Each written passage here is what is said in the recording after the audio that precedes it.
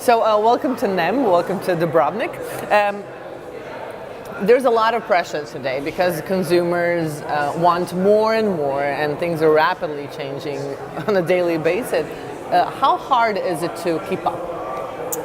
I think it's hard, of course, because you have so many opportunities now. You have so many channels, and I don't mean the classic broadcasting channels. Yeah. I mean, the internet. I mean social media and Twitter, whatever. It is hard because but I think if you do your main homework, meaning you know who you are as a brand and you know what you offer, and if you really deliver quality, I think it's less hard.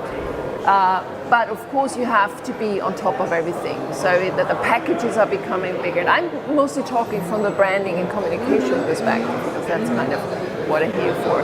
So I think you have to be constantly checking, you have to risk things, and you have to keep really this constant communication with the audience and listening. And I mean, that has been going on for many years.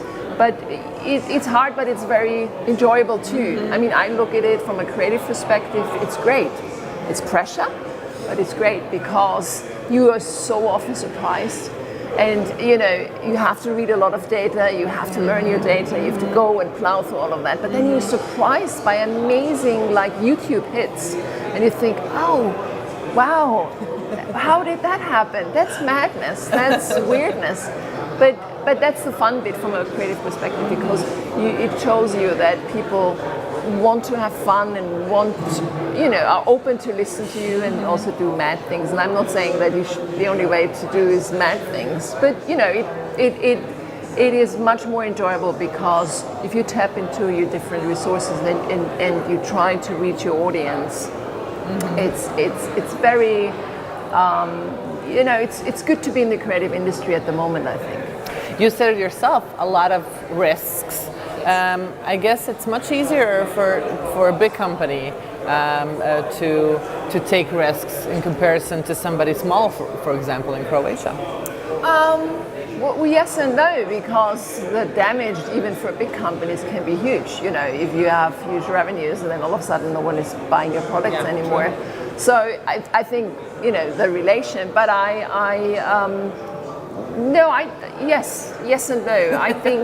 I think the figures, the damage figures are bigger, but you're losing a relationship. So, I showed one clip, or I talked about Pepsi, who did an ad in April, and you think, how wrong can you get it? Because they simplified, and they wanted to be close to the young audience. They wanted to be close and push their brand on top of it. People protesting on streets, and then they thought, well, there is a celebrity, and we bring it into the mix. And somehow, along the way, they misjudged the temperature of the audience, because that's another thing what we need to understand as creators.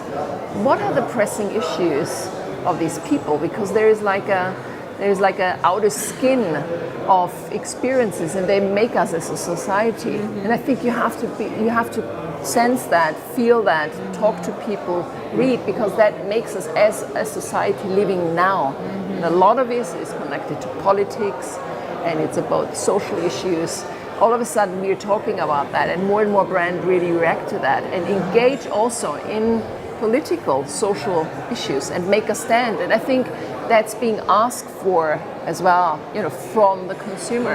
I want to know what you mean.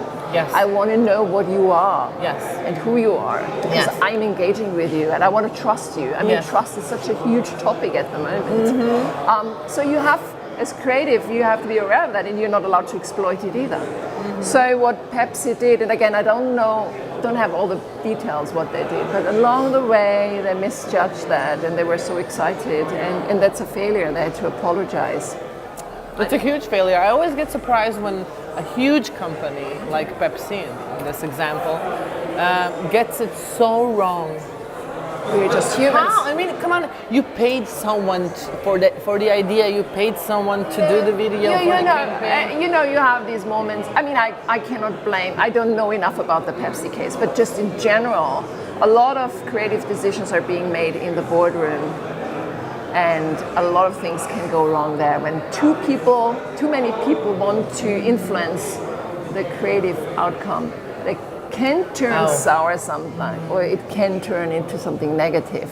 So you really need to have strong people, creative people, and experienced ones, or knowing what the world is about this day. And you still can fail.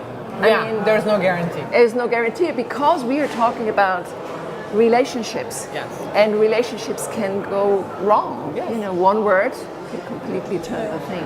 And I think that brands have to face that, because they are personas, they are characters.